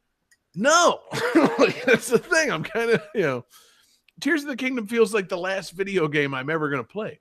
So, I kind of think. I need to get through Octopath 2 in the next 10 days or so, and then shift my focus completely to Zelda. But if I get back to playing games after that, then Bravely Default 2 on Switch might be where it's at. Just do what Link does and fuse the 2 games together. That's a good idea. Man, maybe I can... Octopath Zelda. Octo-Rock Traveler. Maybe I can tape a second Switch to my Switch, so while I'm playing Zelda, I can also be controlling Bravely Default 2. Hopefully the controls line up. I'm not sure they do, but I mean, Bravely's turn-based, Zelda's more action, so maybe, I don't know, maybe I can find the flow. I think I could do it. But a fun game with a cool soundtrack. Another great request, of course. We love our fans and we love our fan requests. This one came to us from Acre. Thank you so much, Acre, for the request. I'm glad to know. Thank you, Jesse, for pointing out that there is a Bravely game on a system that I would currently enjoy playing it on because these games seem very cool and I'm super intrigued by it. So that sounds good, man.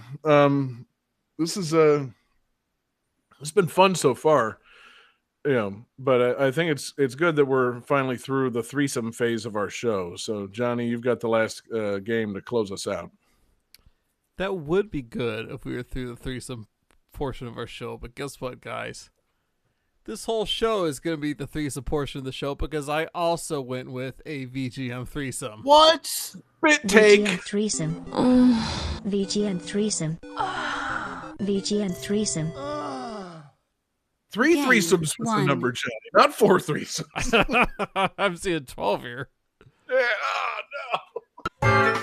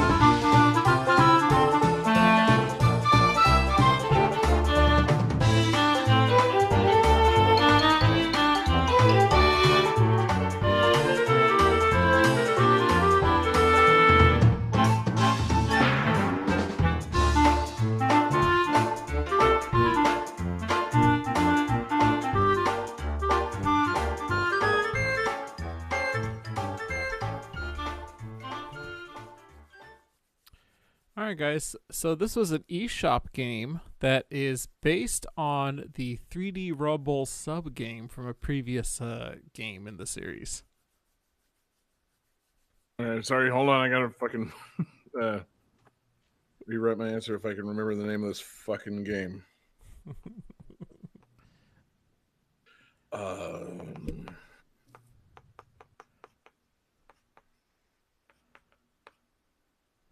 All right, so Jesse wrote Kirby with titties, which is incorrect, and John wrote Kirby Battle Royale, which is incorrect. Hey, fuck you. No! This is Kirby's Blowout Blast. Okay, no. It is a hell of a title. That was not in my brain. That okay. I don't regret missing that. Kirby's Blowout game, one of the few Kirby games where you don't have copy abilities. What? No, that's not Kirby. It's original it Kirby. is at one time. Yeah, it's Kirby's Dream Land 1, Kirby's Blowout Blast, end of list. So this is a game, it's like an arcadey kind of style game where your goal is to suck up enemies and spit them out at other enemies, which I guess is most Kirby games, but Fuck this. Your goal is to try to like chain combos together. Like you'll be able to suck in a couple enemies to get the bigger star, and then try to blow out 3 or 4 enemies at a time with it. Right? That's your goal, is to, I guess, be efficient. And it's a pretty fun game. It's got some pretty interesting boss fights. And there's like a whole thing where you can unlock secret levels and a final secret stage with the final secret boss at the end. And the final secret boss is pretty horror-y, as it usually is in most Kirby games. Oh yeah, fucking hit the spoiler drop and let's fucking talk about it, man. I want to hear how horrifying it is. The final boss of this game is, like, get to the boss list. Spoilers. Giant masked DDD. So it's a giant DDD with a weird mask, and he has a hammer that like shoots rockets at you. It's not as horror-y as like other Kirby games because it's still just DDD. No, that seems kind of just Pretty tame. But the I feel like the mask kind of kicks it up a level here. Like I'm posting an image to our Discord now, but like the mask is disturbing, causes a little bit of distraught. I don't know. No. Does it? I mean, that's Johnny. That's his final smash in Smash Bros. Ultimate. That's not that serious. Oh, well, today I learned. Yeah, you don't play Smash Bros, do you? No. Embarrassing. But It's yeah, okay. it's a Kirby game. Again, the title is Kirby's Blowout Blast. Yeah. So again, it's Get out of my search history. yeah. Seriously, man. I just I don't know. I don't want to reveal my search history, but like, does Kirby even have a butthole? Like, or is it all just in and out of the mouth? Like, What do you call it when your mouth is also your cloaca? Because that's what Kirby has. That's a very good question. Bad breath. When I'm thinking blowout blast, I'm thinking, Be like, everything whole. yeah, Everything whole. some fucking, some deep anal abyss shit. I'm thinking fucking, bad prolapse porn. And, Kirby, thankfully, doesn't have a butthole. Is there good prolapse porn? That's show me No. that. Okay. I mean, I don't want to get into my search history. Yeah, there's we don't have to get into it. We don't have to. That could be a bonus show where I discuss, prolapse that tune. where I fucking do a tier list of various prolapse porns. Yeah. I'll just say there's the ones where it's intentional and the ones where it's accidental. Oopsies. Yeah. There's ones where the whole focus is on The whole. The whole focus. Yeah, the whole focus. That's the name of the fucking DVD I bought. No Kirby on there whatsoever. But Kirby's not blowing anything out. I'm just thinking back to the first time, fucking whatever, 12 years ago when I was watching a porn and someone's butt fell out, and I'm like, what just happened? The fuck was that? Oh no! I And then remember instantly started hating it. Googling the medical condition that led to that. I'm like, that's upsetting. I better see how much more of that there is.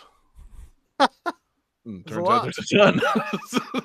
So, anyway, Kirby doesn't have a butthole, so his mouth, it does it all, and it's great. Kirby's great. Game 2.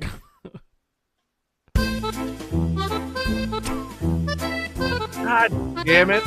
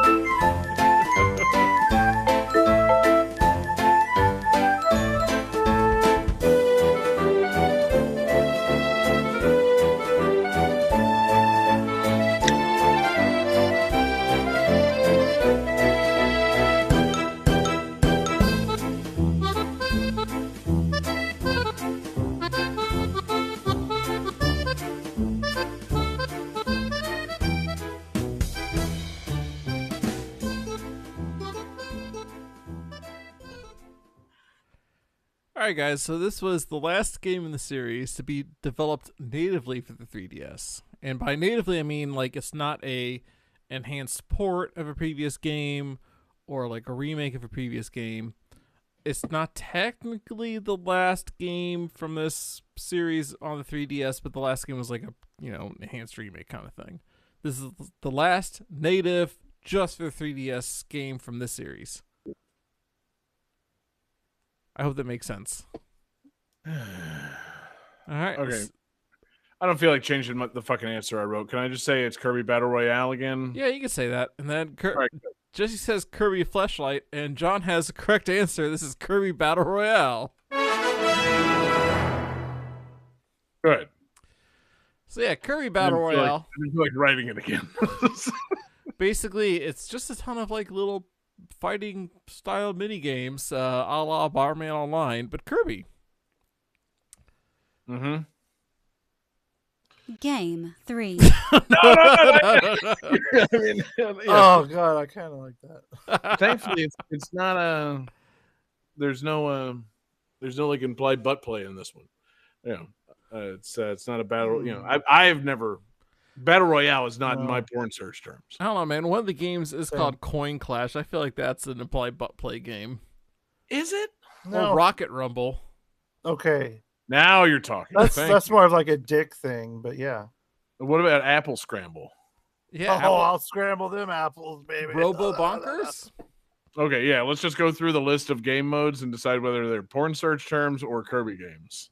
They're all Kirby games, but could they also be porn search terms? Flag Ball. Yes, that's Jesse. You never fucking put a flag on your balls. Slam. Just on both of them, not just one. No, so you flag a single ball. No, I flagged both of them. Okay, flags ball. Yeah, Flags There we ball. Excuse me. yeah. Slam Hockey. Not on the porn search sites that I go to, but No. probably if you click the little icon and change over to the Crazy Theater. all the time. Oh, yeah, yeah. that's my number one search. That's my fucking porn website. I go to fucking Crazy X Theater. It's right there, man. I don't know why I went with that one without reading the rest first. That's the best one. Okay, it's fine. There's attack riders. That's absolutely a porn okay. search term. Or Express. Now, Or Express is. I thought you said Or Express. Yes, exactly. Kirby, whoa. Or Express, like you're trying to produce medals is one thing, but Whore Express is this a Kirby brothel? Yeah, that sounds like Kirby's running a fucking a brothel for. I don't want to make it Kirby's blowout blast. Yeah, exactly. Talking about blowout blast. No grand jury duty references on this podcast. No, I hear Whore Express. I just think of Lemon stealing Whore Express. Like Lemon. Yeah. Yes. And I mean, there's also Battle Arena. That's not funny. It's not funny, but like it happens, man. I've seen a lot of porn centered around that very idea. Gladiator was huge for a while there, guys. Yeah, glad he ate her. Mm-hmm. Are you not entertained? So yeah, Johnny, you want to go through the copy abilities that you can use in this game, whether or not any of those are in your porn search terms? Oh, good question. I don't have a list of that handy. I'm just gonna go with Johnny's number one porn search term, cutter. I mean, I don't use that word, but I could see where those people in these videos may have done that once or three times. I don't type the word cutter, but I am. Alternative? Is that a lot of Suicide Girl OnlyFans? Just how it goes.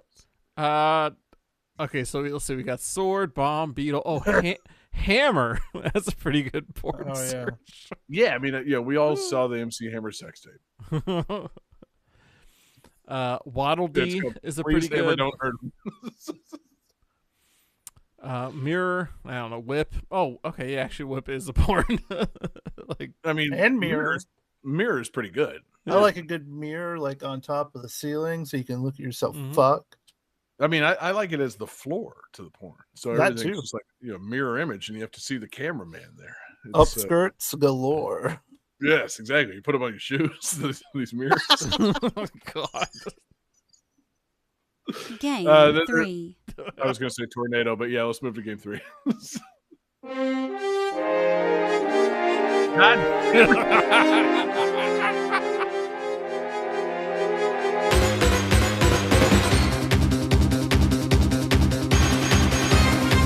Why did you same song?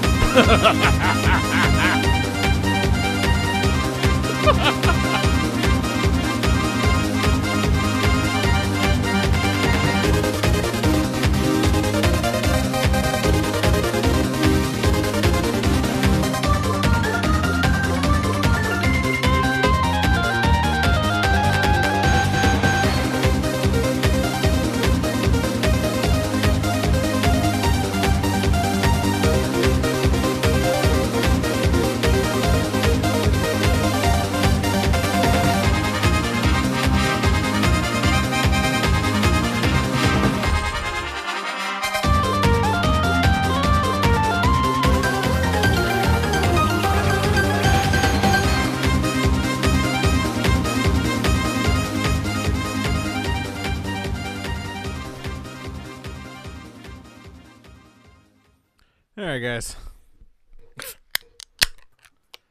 So this game marks the debut. What was that? Some kind of weird flex. Yeah.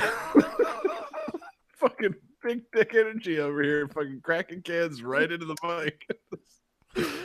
This game marks the debut and only appearance of the Hypernova ability.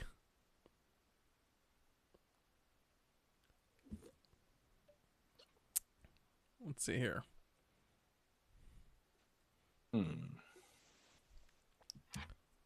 Jesse's got an answer up. All right, yeah, cool. I got it. So Jesse says, Kirby Puckett's Dreamland, which is incorrect, and John says Kirby Triple Deluxe, which is correct. Triple Deluxe, another good term.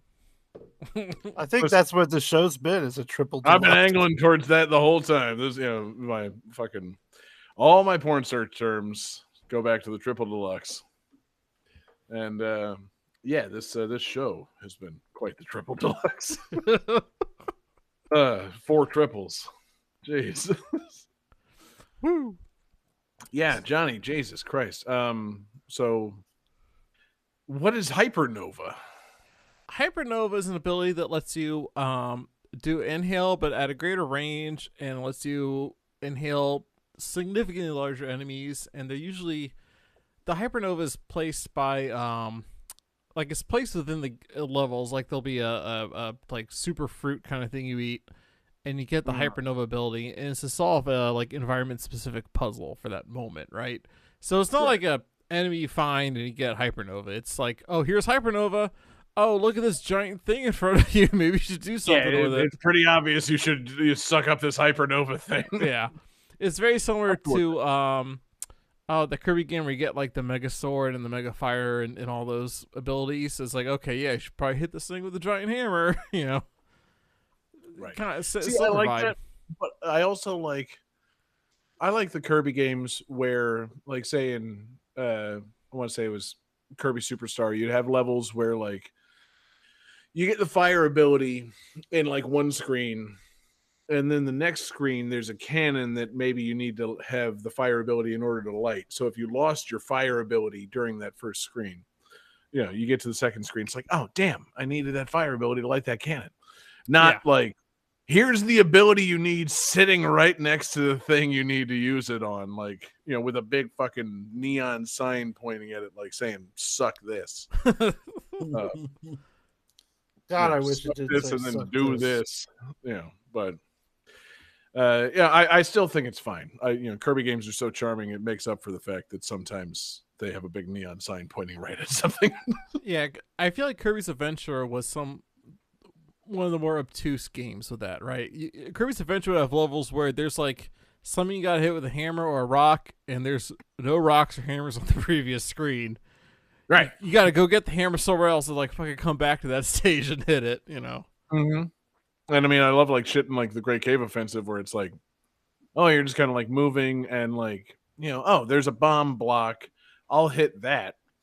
But like it makes, like a chest fall like right into a thing of lava. It's like, oh fuck, I shouldn't have done that. Need to actually know what I'm fucking doing here, not just rush through everything and hit everything. Like I need to actually take my time and try to get things.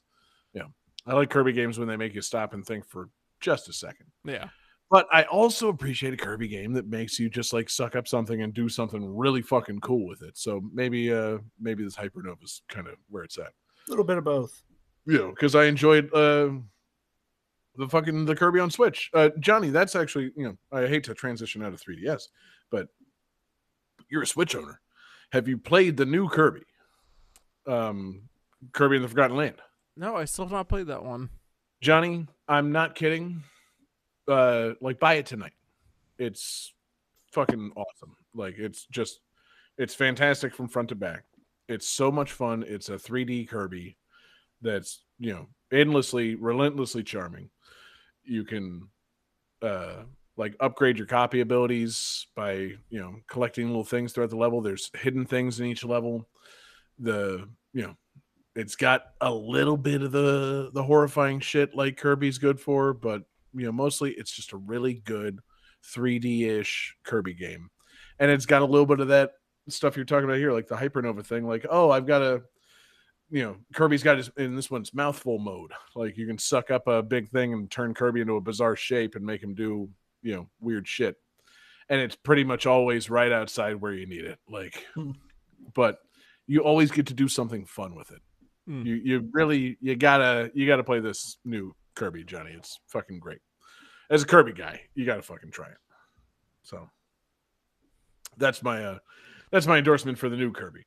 As for Triple Deluxe, I mean, I'm intrigued by the Hypernova, but now having you know. Did it have like tomatoes and lettuce and stuff? I don't think so. Don't most Kirby games have tomatoes? Well, like the Arch Deluxe had like, Oh, God damn it. I'm sorry. or McDonald's hamburger for grown-ups. Is that a thing that we're referencing? The Arch Deluxe? Yeah. You Not the McDLT? No, because it's not Kirby's triple BLT, John. There are ways to make really esoteric McDonald's references and make them like more knowable. Just saying, like, with Kirby and Arch Deluxe, I don't know. Like if you said, was there a section in the game where you kept the cold part of Kirby cold and the hot part hot and then combined them later? I'd be like, are you describing the McDLT? But no, you just went to Arch Deluxe. So part of the game where a man with a piano head plays a man with a piano head, a man with a moon head, a moon head plays a piano. Oh, I love Mac tonight. Yeah. And has the Arch Deluxe been a thing? Like I feel like that was I don't think it exists anymore, but yeah, it was discontinued 23 years ago, Jesse. No, you had to be into McDonald's in a very specific set of years. I think from 1999 to 2000. Yeah, it fucking god damn. Arch Deluxe was discontinued in 2000. When was it introduced? Hold on. Come on, 1999. It was 95. 1996. Oh, marketed to adults, and then it was discontinued after failing to become popular. And I've got the exploded view of the Arch Deluxe here. I'll just read off the Arch Deluxe. A soft, buttery bakery home-style bun. A new secret sauce for grown-ups made of mustards and mayonnaise. Fresh, crisp iceberg lettuce leaves. 2 for each serving. Ketchup's for kids, fuckers. Yeah, exactly. Sweet, slivered Spanish onions. A juicy, ripe, delicious tomato slice. Great beef flavor can be enhanced with the distinct taste of hickory smoked bacon. Here's the kicker. A slice of American cheese. Yeah. A juicy quarter-pound patty of McDonald's 100% pure domestic beef cooked to perfection. And on the bottom, sweet, extra fancy tomato ketchup. Oh, there it is. Yeah. I remember it being pretty good. Fancy. God damn, that's such an adult burger. Thank you, McDonald's, for providing the exploded view. And for Jesse referencing a sandwich that hasn't been eaten by anybody in 23 years. God. Can you imagine somebody today handing you a 23-year-old Arch Deluxe? It probably still looks the same, right? I mean, what a great day that would be. Whole, like, it doesn't rot thing. Like, Yeah. Can you imagine if you're Leonardo DiCaprio, but he had the 23-year-old sandwich? Like, oh, perfect. Yeah. Oh, cool. I loved. Yeah. How old is this sandwich? 23. A little old for my taste. Fine by me. I guess. Oh man, damn. We're roasting. I could get into cougars. We're taking the fucking Arch Deluxe to task tonight. We're this No this one's safe. Kirby, this all Kirby threesome finish really fucking sent us off the deep end. Johnny, fucking what a pick! What a series of picks! What a way to end! Fucking 3 versions of King Dedede. You're welcome. Yeah, take us home. Calculating computer activated. Computers, beeps, Oh, sorry, I was checking up on the chat. What was that? beeps. Scoring complete. This game's winner is...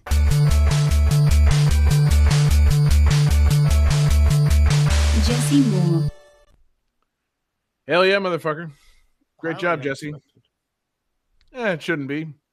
I only scored points because Johnny fucking chose 3 Kirby games for his fucking threesome. Otherwise, I was pretty out of it tonight. So, Jesse, great job. Great game. Thank you. Yeah. You had the added benefit of choosing the request as one of your games. So, Oh yeah. man, what a fucking show! I love that we all had the opportunity to score like 9 points, apiece, and high score was 2 tonight. So, these threesomes, they're entertaining, but they ultimately are unsatisfying. They look great on paper. Yeah. And then They're you get into trickier. you get into the threesome, and people are having trouble performing, and nobody scores. Yeah, Yep. pretty much. Spend half the time over at the snack table and just kind of over here in the corner, jerking my sad little score. But Jesse, you have won the show. You're the threesome king. You completed 4 threesomes in one night to the tune of 2 points.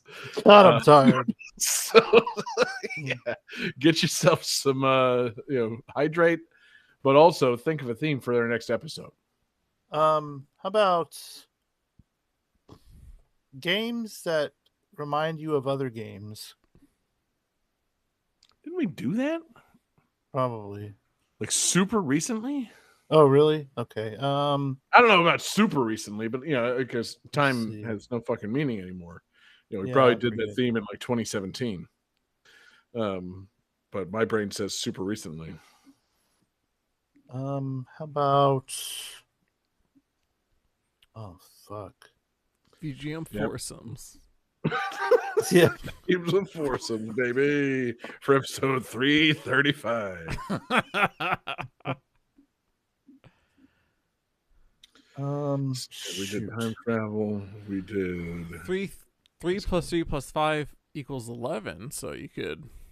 Yeah. The 11th game in the series. Jesus Christ. That's terrible. Madden 11. Man, fuck. Let's Can't see. go back through our episodes like this, and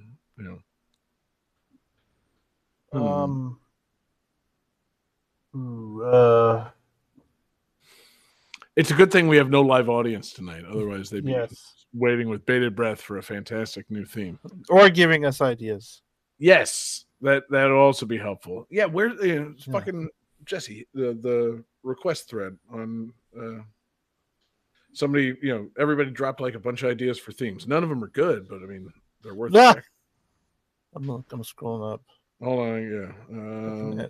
Luckily, we can edit this. Oh, yeah. We. Oh, let's see. Ken. Yeah, you. Yeah, you.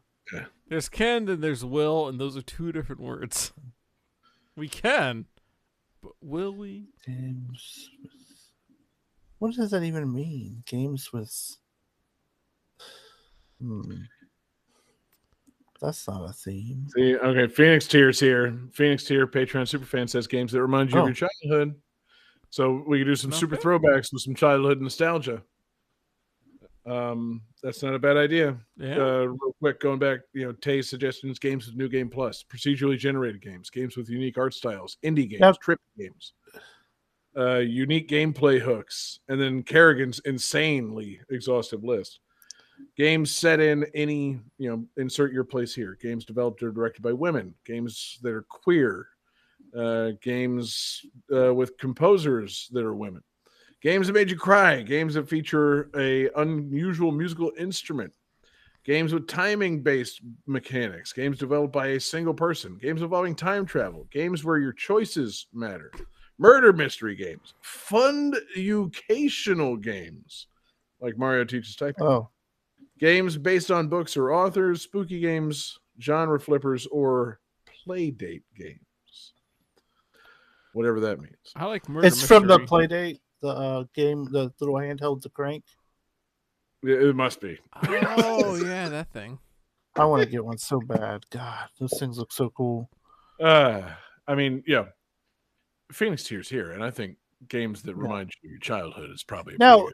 Could it be like assuming that we haven't fucking used all of them? Now, could it be like a newer game that like maybe reminds you of like stuff you did when you were a kid? Absolutely, or whatever? fucking it can. Okay, Could be a perfect. game where you find porn in the woods. Yes. I hope so.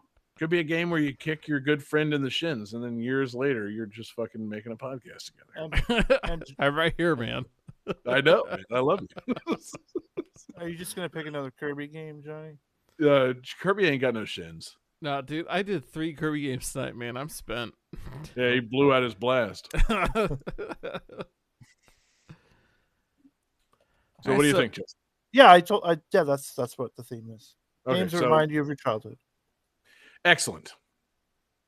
That's man, that's going to be a good nostalgic theme next week. Games that remind you of your childhood, whether you played them in childhood or they just they give you that nostalgic feeling for days gone by. Simple Games time. that remind you of your childhood.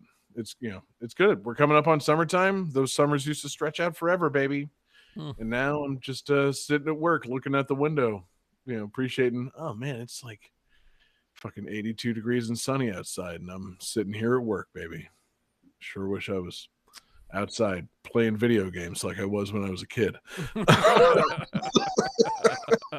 Oh wait, no, I didn't play video games outside when I was a kid. That's a 3DS thing. That's only a recent development. But yeah, games that remind you of your childhood. Excellent. Wait, John, you never went down the Itchituckney River with your Game Boy?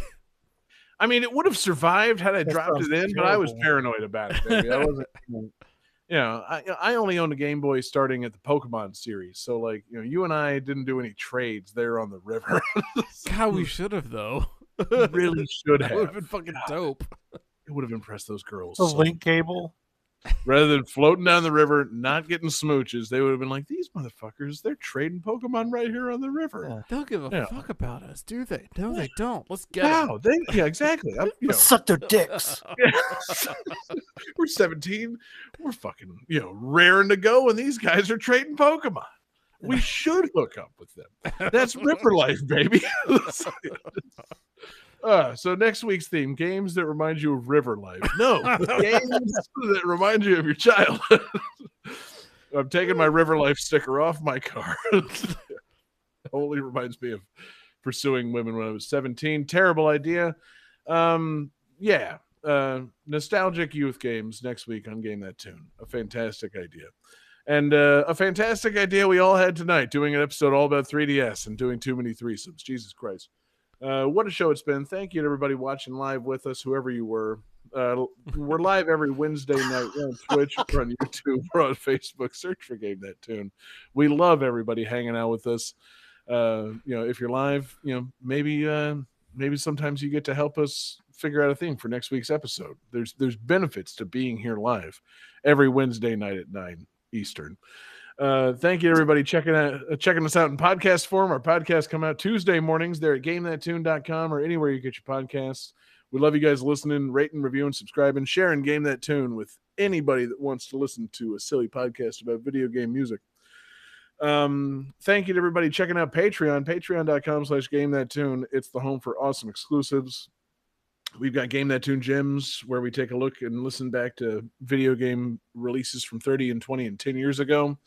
We've got Game That Tune mixtapes. We've got movie nights that we're gonna keep doing when time allows. It's fun to get together for a movie night every now and then.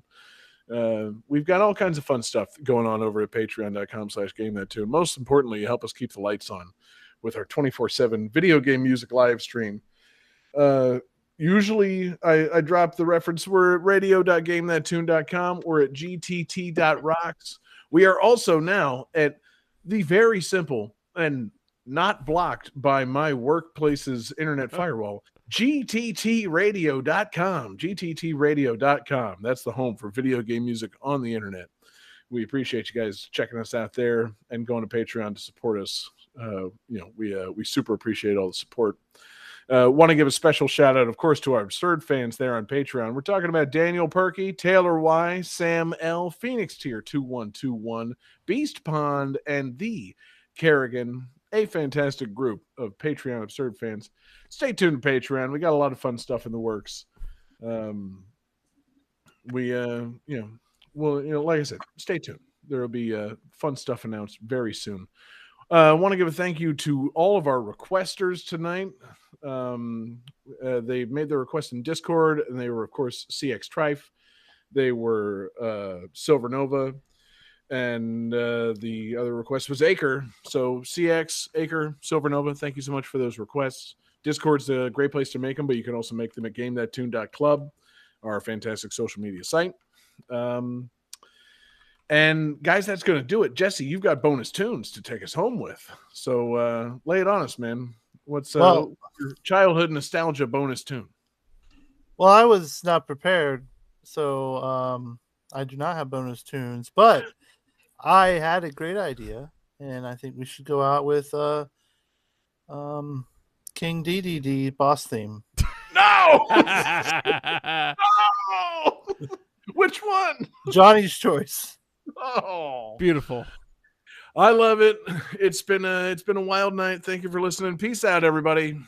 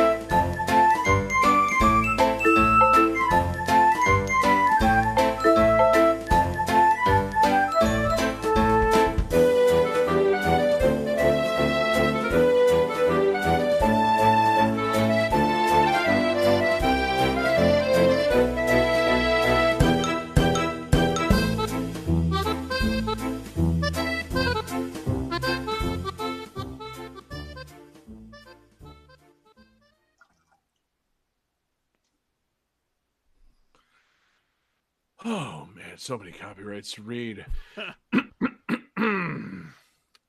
The Legend of Zelda Ocarina of Time 3D is copyright 2011 Nintendo of America Incorporated. Star Fox 64 3D is copyright 2011 Nintendo of America Incorporated. Super Mario Maker for Nintendo 3DS is copyright 2016 Nintendo of America Incorporated. Fantasy Life is copyright 2014 Level 5 Incorporated. Code of Princess is copyright 2012 Studio Seizensen and Atlas Company Limited. Sinran Kagura 2 Deep Crimson is copyright 2015 Tamsoft and Xseed Games. Phoenix Wright versus Professor Layton is copyright 2014 Level 5 Incorporated and Capcom Company Limited. Fantasy Life is copyright 2014 Level 5 Incorporated. Bravely Second End Layer is copyright 2016 Square Enix. Kirby's Blowout Blast is copyright 2017 HAL Laboratory and Nintendo of America Incorporated. Kirby Battle Royale is copyright 2018 HAL Laboratory and Nintendo of America Incorporated. Kirby Triple Deluxe is copyright 2014 HAL Laboratory and Nintendo of America Incorporated.